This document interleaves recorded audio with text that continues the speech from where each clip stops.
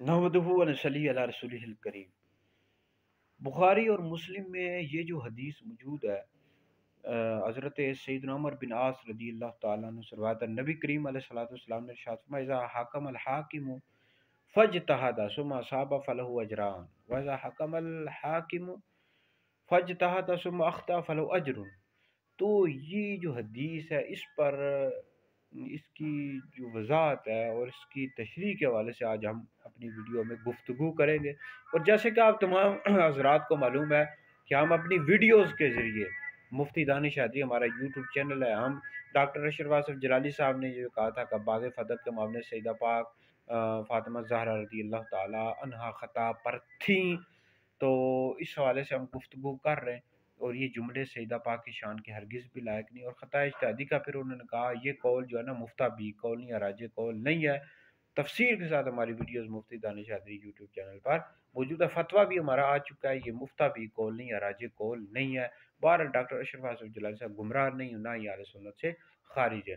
تو آج ہم اس حدیث کے حوالے سے جو بخاری اور مسلم میں حدیث موجود ہے کہ جب کوئی حاکم اجتہاد کرتا ہے، اگر وہ درست اس کا اجتہاد ہوتا ہے تو اس کو ڈبل اجر ملتا ہے، اگر وہ خطا پر ہوتا ہے یعنی اجتہاد میں تو اس کو ایک اجر ملتا ہے۔ تو باغ فدق کے معاملے میں سیدہ فاطمہ زہرا رضی اللہ تعالی عنہا کے لیے ڈاکٹر اشرف آصف جلالی صاحب نے کہا کہ ان سے خطا اجتہادی ہوئی۔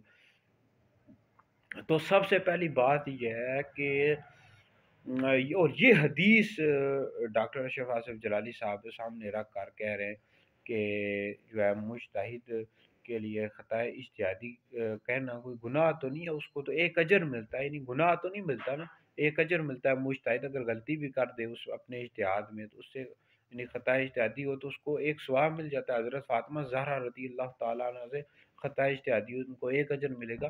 بھائی سب سے پہلی بات یہ ہے ڈاکٹر صاحب کہ حضرت سیدہ فاطمہ زہرا رضی اللہ تعالیٰ عنہ مجتہدہ تھی یا نہیں تھی۔ اہل سنت کا اس حوالے سے دو ٹوک موقف کیا ہے، مسلمہ نظریہ کیا ہے، یعنی جو صحابہ کرام علیہ رضوان مجتہد تھے ان کا فتاوی شامی میں نام لکھے ہوئے ہیں، جو خلفائے راشدین تھے، خلفائے اربعہ، پھر اس کے علاوہ دیگر اور کچھ صحابہ کرام عبداللہ ابن مسعود، عبداللہ ابن عمر، عبداللہ ابن عباس، خلفائے راشدین، حضرت ام المؤمنین عائشہ صدیقہ رضی اللہ تعالیٰ عنہ، مولا علی المرضی رضی اللہ تعالیٰ عنہ، تو یہ مجتہد حضرات تھے، ٹھیک ہے جی۔ اب حضرت فاطمہ رضی اللہ تعالیٰ عنہ مجتہدہ تھی یا نہیں تھی یہ سوال پیدا ہوتا ہے، پھر اس کے بعد ہم خطا اجتہادی ثابت کریں گے نا، پھر کہیں گے کہ ان کے لیے ایک اجر ہے اجتہاد میں اگر ہو جائے خطا۔ اور دوسری بات جو آپ کہہ رہے ہیں کہ خطا اجتہادی ہوئی، اب یہ آپ اپنا ذاتی موقف بیان کریں یا اہل سنت کا مسلمہ نظریہ پیش کریں۔ اہل سنت کا اگر مسلمہ نظریہ پیش کرنا ہے تو آپ باری شریعت سے دکھائیں، فتاوی رضویہ سے دکھائیں، شرح عقائد نسوی سے دکھائیں، شرح فقہ اکبر، شرح المقاصد، سب سے دکھا دیں۔ آپ لمبی لمبی آواز کیوں کر رہے ہیں کہ انبیاء علیہ السلام سے خطائیں ہوئیں تو ان سے نہیں ہو سکتی، وہ تو معصوم ہے، یہ معصوم نہیں ہے، صحابہ اور اہل بیت محفوظ ہے، معصوم نہیں ہے، یہی اہل سنت کا عقیدہ ہے۔ تو آپ واضح کریں، آپ نے ابھی تک سوالات کے جواب نہیں دیے، 3.5 سال ہو گئے، شروع میں آواز آپ نے کی تھی لیکن پھر آپ خاموش ہو گئے۔ شاید آپ کو بھی اندازہ ہو گیا کہ مجھے عوام کے اندر اس طرح کی آواز نہیں چھیڑنی چاہیے، عوام کے اندر اس طرح کی صحابہ اور اہل بیت کے حوالے سے آواز نہیں چھیڑنی چاہیے۔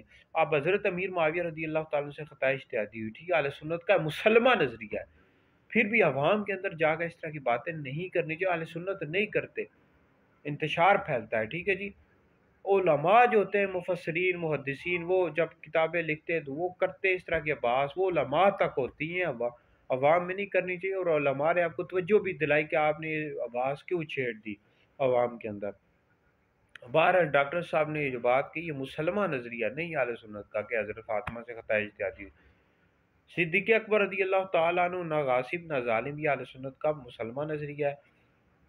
باغ فتح کے معاملے میں سیدہ پاک سے خطا اجتہادی نہیں ہوئی، اقوال مل جاتے، اقوال کا ہم انکار نہیں کرتے، لیکن مسلمہ نظریہ نہیں ہے۔ مسلمہ اگر نظریہ ہے تو ڈاکٹر صاحب دکھائیں کہ مسلمہ نظریہ کہاں لکھا ہوا ہے۔ اور پھر یہ کہ اگر کوئی جیسے کئی علماء کہتے ہیں ان سے خطا اجتہادی نہیں، ان پر شرعی حکم کیا لگے گا؟ مطلب جمہور اہل سنت کے خلاف جا رہے، تو ساری چیزیں واضح کریں نا۔ باقی اگر آپ نے تفصیل کے ساتھ ہماری ویڈیو سنی ہے تو مفتی دانش ہادی یوٹیوب چینل سرچ کر لیں، وہاں تفصیل کے ساتھ یہ ویڈیوز موجود ہیں۔